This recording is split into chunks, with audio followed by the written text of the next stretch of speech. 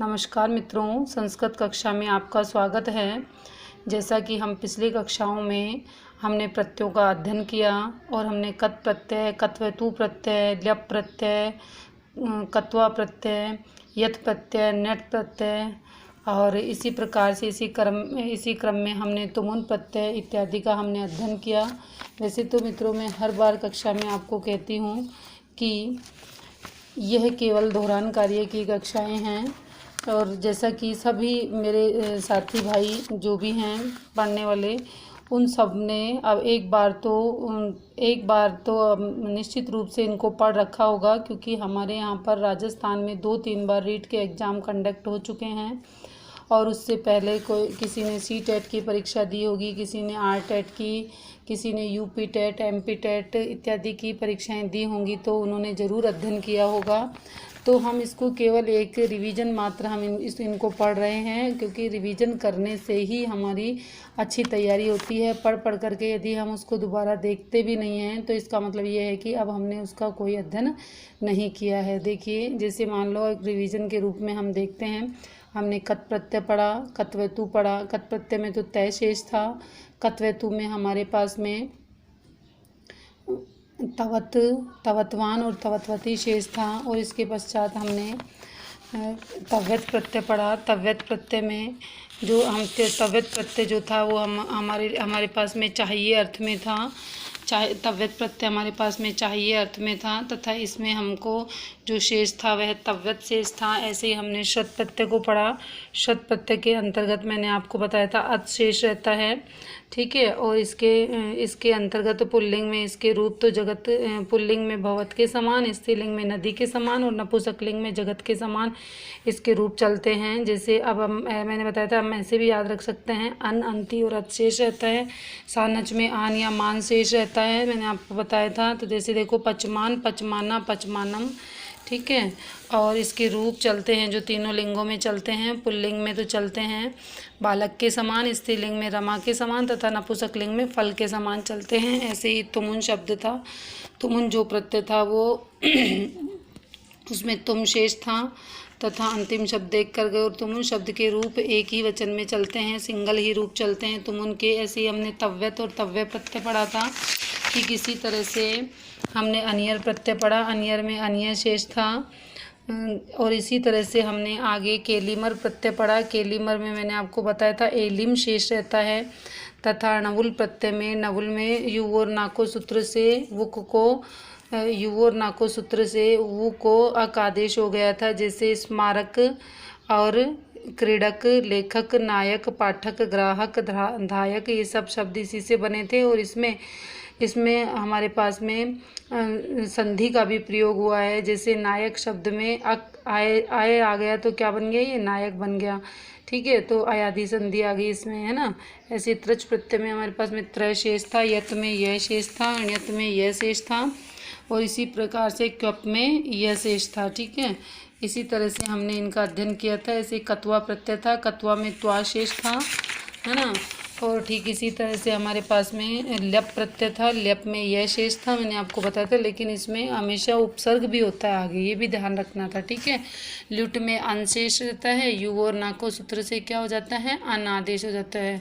वो यू को क्या हो जाता है, अनादेश हो जाता है। वहाँ पे क्या आदेश हुआ था, अकादेश हुआ था। ऐसे ही हमने ध्याय पढ़ा था, ध्याय में यह शेष था।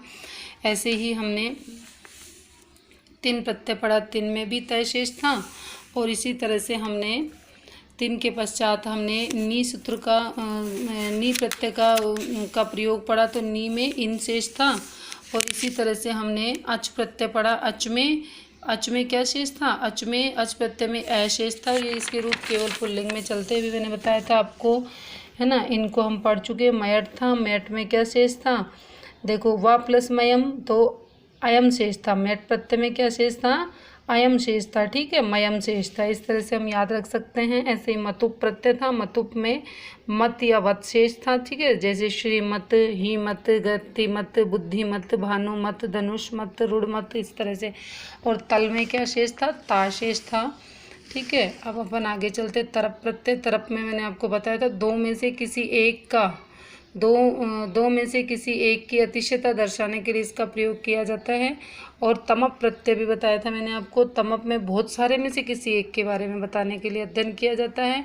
ईयसुन प्रत्यय में पुल्लिंग में ईयान तथा स्त्रीलिंग में ईयेशी और नपुंसकलिंग में ईयस शेष रहता है। और इसी तरह से हमने तमप प्रत्यय भी मैंने आपको बता दिया, तमप में भी यही था। और इष्टन प्रत्यय में था, इष्टन प्रत्यय में हमारे पास में क्या शेष था, अब देखो तमप में तो ये था और इष्टम में क्या शेष था, इष्ट शेष था। ठीक है, ईमानिच प्रत्यय में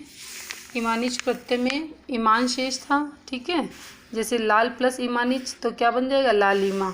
ठीक है, ऐसे टाप प्रत्यय में आ शेष था, स्त्रीलिंग का प्रत्यय मैंने आपको बताया था। ऐसे ये प्रत्यय था, ये प्रत्यय में क्या शेष था, बड़ी ई शेष थी। ठीक है, अब ऐसे ही हम आगे चलते हैं। अब हम आगे जब हम पढ़ेंगे तो इसमें हमने न्यस प्रत्यय पढ़ा, न्यस में अपने पास में यह शेष था। 6 प्रत्यय पढ़ेंगे तो 6 प्रत्यय में हमारे पास में ए और ओ था, ये दीर्घ हो जाते हैं सारे। ठीक है, जैसे तद प्लस 6 तो क्या बन जाएगा, ये तदीय। ठीक है, और 6 को ई आदेश हो जाता है। ठीक है, अब नियत प्रत्यय में यह शेष रहता है। और नवुल प्रत्यय में मैंने आपको बताया था ऊ के स्थान पर अक आदेश हो जाता है। ठीक है, अम आदेश हो गया, वो को यू और ना को सूत्र से, वही पुराना वाला है। और ठन में ठन इनी ठनो तो क्या ठन को क्या आदेश हो जाता है, इक आदेश हो जाता है। जैसे धनिक रक्षिक, ऐसे ही ढक प्रत्यय होता है, ढक में क्या बनता है, वेतनय बन जाता है, ठक प्रत्यय होता है। रेवती आदि शब्दों में अप्रत्यय ठग अर्थ में ठक प्रत्यय होता है और ठ के स्थान पर इक आदेश हो जाता है। ठीक है, अब इतच प्रत्यय था, इतच में हमारे पास में इत शेष था। ठीक है, अब ऐसे ही हमने तहसील प्रत्यय पढ़ा था, तहसील में तस शेष था, है ना, जैसे परितय और अभितय दोनों बन गए। ऐसे ही रै प्रत्यय था। ठीक है, अब रै प्रत्यय में प्रभाकर बन गया, यत्कर, भास्कर, कृतकर, तत्कर, बहुकर, अंतकर, अग्रसर इत्यादि शब्द बन गए थे। ठीक है ना, अब इसी तरह से हमने एक ल्यूट प्रत्यय पढ़ा था, ल्यूट में अंशेष था। ठीक है ना, मेन प्रत्ययों का एक बार हमने रिवीजन कर लिया है मित्रों। ये देखिए वतुप प्रत्यय है, वतुप में हमारे पास में क्या शेष है, ईयस शेष है। ठीक है, अब ऐसे ही हम आगे चलते हैं। ल्यूट में अन मैंने आपको बता ही दिया, न्यत में भी ये बता चुकी हूँ मैं आपको। थाल प्रत्यय में था शेष रहता है। ठीक है, जैसे सर्व था, उभय था। ऐसे ही ख प्रत्यय में ख शेष रहता है और ख को इन आदेश हो जाता है। ठीक है ना, अब ऐसे ही अपन ने जैसे कृदंत और तद्धित प्रत्यय पढ़े, अब दोनों में अंतर भी हमको पता होना चाहिए। अब देखो कृदंत प्रत्यय क्या होते हैं, धातु में कृत्य एवं कृत प्रत्यय जोड़ने पर संज्ञा विशेषण अव्यय आदि निष्पन्न होते हैं, वे कृदंत कहलाते हैं। जैसे कारक, गंतव्य और पठितव्यम। ठीक है, ऐसे प्रातिपादिक से जुड़कर अनेक अर्थ को परिवर्तित करने वाले तद्धित प्रत्यय कहलाते हैं, जैसे दशरथस्य अपत्य और पुमाने दशरथी। इसी तरह से कृत्य और कत तथा खलार्थ प्रत्ययों का प्रयोग कर्मवाचक और भाववाचक में होता है, जैसे रामायण ग्रंथ है, पठित है। ठीक है, ऐसी तद्धित प्रत्यय विभिन्न अर्थों में प्रयुक्त होते हैं, इनकी कई संख्याएं होती हैं, जैसे अण प्लस ई ए प्लस ठक। ठीक है, देखो जो तद्धित प्रत्यय, जो कृत प्रत्यय होते हुए तो धातु, संज्ञा, विशेषण इत्यादि के साथ जुड़ते हैं। ठीक है ना, और प्रातिपादिक में जुड़ करके अनेक अर्थ को परिवर्तित कर देते हुए तद्धित प्रत्यय होते हैं। ऐसे कृत और कृत प्रत्यय क्या है, देखो कृत प्रत्यय का प्रयोग कर्मवाच्य और भाववाच्य में होता है, ये विशेषण के रूप में चाहिए अर्थ में होते हैं। इनकी संख्या 7 मानी गई है, अब इन्हीं को याद कर लेते हैं अपन। ठीक है, ये कृत प्रत्यय हो जाएंगे। ये कौन कौन से, देखो तव्यत, तव्य, अनियर, केलिमर, तव्य, यत और क्यप, ये सारे कौन से हैं, कृत प्रत्यय हैं। अब कृत प्रत्यय क्या है, कृत प्रत्यय का प्रयोग कर्तार्थ में होता है तथा खलार्थ है, कत का प्रयोग कर्मवाचक में होता है। कृत प्रत्ययों की संख्या बहुत है, इनके 2 भागों में विभक्त किया जाता है, एक तो पूर्व कृदंत और एक उत्तर कृदंत। जैसे पावक और गतवान, जैसे सेवमान, है ना। कृत और कत्वेतु में अंतर, कत और कत्वेतु दोनों प्रत्यय निष्ठा संज्ञक प्रत्यय होते हैं तथा इनका प्रयोग भूतकाल के अर्थ में होता है। इनका प्रयोग कहाँ होता है, भूतकाल के अर्थ में होता है। अब आगे देखो, कत प्रत्यय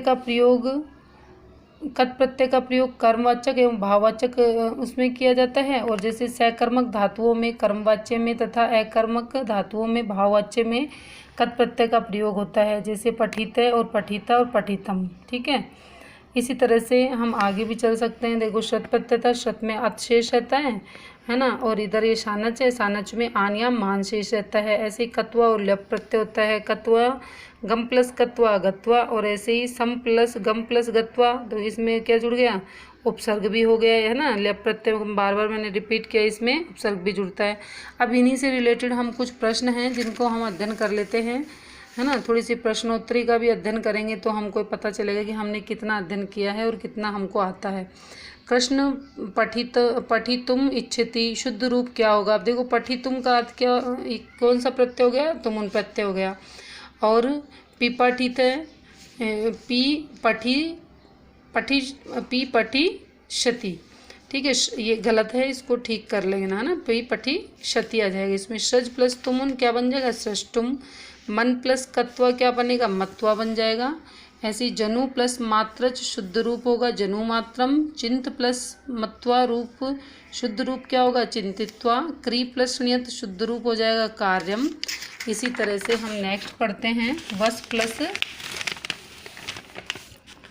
वस धातु और कत प्रत्यय क्या बन जाएगा, उषित। स्व प्लस कत रूप क्या होगा, सुप्त। गरियान प्लस गरियान में क्या हो जाएगा, गरिष्ठ है। कौन सा प्रत्यय हो गया, ये सुन प्लस इष्ठन बन गया, ठीक है। तो क्या बन गया, ये सुन में क्या शेष रहता है, ये शेष रहता है, तो क्या बन जाएगा, ये गरिष्ठ शब्द रूप बन जाएगा। विद प्लस अनियर, तो क्या बन जाएगा, भेद नियम, ठीक है। अब देखो अनियर में क्या शेष था, अनिय शेष था। ऐसे ही कहाँ लप प्रत्यय का प्रयोग हुआ है, अदाय। लघु प्लस तरप शुद्ध रूप क्या होगा, लघुत्तर। अहम गच्छामी, अहम पठामी शुद्ध रूप क्या होगा, अहम गच्छामी, मैं जाऊँगा। अहम पठामी, मैं पढ़ूँगा। अब देखो ये क्या होता है, गत्वा, ठीक है, गत्वा, अहम गत्वा पठामी, मैं जाकर के पढ़ूँगा। अधि प्लस स्था प्लस त्रच, अब अधि क्या है, उपसर्ग है, स्था क्या धातु है, और त्रच प्रत्यय है। त्रच में तय शेष रहता था, अधिष्ठाता रूप बन गया, ठीक है। अब ऐसे ही यति शब्द में कौन सा प्रत्यय होगा, कत प्रत्यय होगा। तो गे प्लस तुमुन शुद्ध रूप क्या होगा इसका, गे प्लस तुमुन गातुम। ऐसे ही मरियानम शब्द में कौन सा प्रत्यय होगा, शत प्रत्यय होगा। वृष प्लस क्यम शुद्ध रूप क्या होगा, वृषम। पट प्लस शत शुद्ध रूप क्या होगा, पठन। श्रु प्लस नमुल शुद्ध रूप होगा, श्रावम। परस्मय पदी प्रत्यय कौन सा होता है, झी प्रत्यय। इसी तरह से अधि प्लस ई शुद्ध रूप क्या होगा इसका, अधिमान।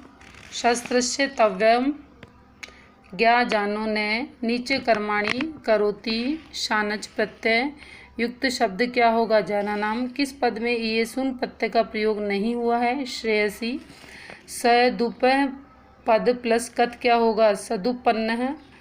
पच प्लस धय क्या होगा, पाक है। वीर प्लस विश्व प्लस जेतुम इच्छति, सत्रांत युक्त पद क्या होगा, जिगिष्यति। गर्गश्य युवा पत्यम में पुमाने शुद्ध रूप क्या होगा, गर्गयाणम। स पत्रम लेखितुम इच्छति, शुद्ध रूप क्या होगा, लिलिख्यति। कुलस्य शाप त्यम पुमाने शुद्ध रूप क्या होगा, कुलीने। प्रथम पुरुष एक वचन आत्मनेपदी में कौन सा प्रत्यय प्रयोग में आता है, तय प्रत्यय। सुप प्रत्यय कहाँ नहीं हुआ करते हैं, शृण्यतः। माणिक्य वीणा डैश गायंती, वाद्यन। क्री प्लस अप शुद्ध रूप क्या होगा, कर। लब्धम, यहाँ कौन सा प्रत्यय होगा, कत प्रत्यय। घा प्लस शत प्रत्यय में क्या हो जाएगा, जिघ्रन, ठीक है मित्रों। यदि आपको इसमें से इससे रिलेटेड कोई प्रश्न ऐसा लग रहा हो कि तुमको समझ में नहीं आया है ना, तो आप मुझे निश्चित रूप से अपने कमेंट के माध्यम से पूछ सकते हैं, या फिर कुछ गलत लगे तो भी आप मुझे जवाब दे सकते हैं, है ना, उसको भी हम सुधार करेंगे, ठीक है। अब ऐसे ही राजा चोरम है, आरक्षा नाम है, आदि क्षेत्र है, तुमुन प्रत्यय युक्त है, शब्दम।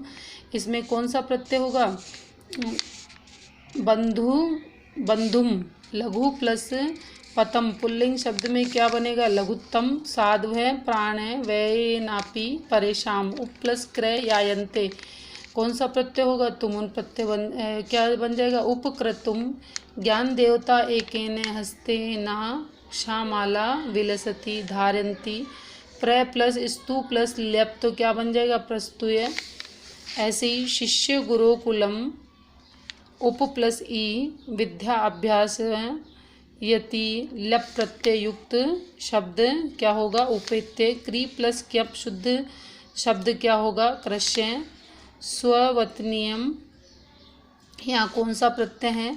अनियर प्रत्यय है। बाल क्रीडति हसति शुद्ध रूप क्या होगा? बाल क्रीडान हसति विश्वामित्र त्रिशंकुराजान यजः। शुद्ध रूप क्या होगा? इसमें अजायत है। दा प्लस शत दधत। ते सर्वे प्रातः सरोवर तीरम गच्छान शंभुय। ठीक है, अब ये सम उपसर्ग है देखो, और भू धातु है, और प्रत्यय क्या हो गया? ल्यप प्रत्यय हो गया। तो मैंने आपको बताया था कि इसमें आगे क्या लग जाता है? प्रत्यय लग जाता है ना, तभी लप प्रत्यय होगा, नहीं तो ये गलत हो जाएगा। फिर अपना तिंग प्रत्ययों की संख्या कितनी होती है? 18। देय, देया और देयम। देय, देया और देयम, इन पदों में कौन सा प्रत्यय होगा? यत प्रत्यय होगा। तो मित्रों, ये हमारे आज के जो 50 प्रश्न हैं जिनका हमने अध्ययन किया है, इनमें से यदि आपको कोई प्रश्न समझ में नहीं आए तो आप मुझे कमेंट्स के माध्यम से पूछ सकते हैं। मैं आपके हर प्रश्न का उत्तर दूंगी। मित्रों, मेरे द्वारा दी गई जानकारी यदि आपको पसंद आती है तो आप लाइक करें, शेयर करें, सब्सक्राइब करें और अपने साथियों के साथ शेयर करें। घर में रहें, सुरक्षित रहें। जय हिंद, जय भारत, नमस्कार।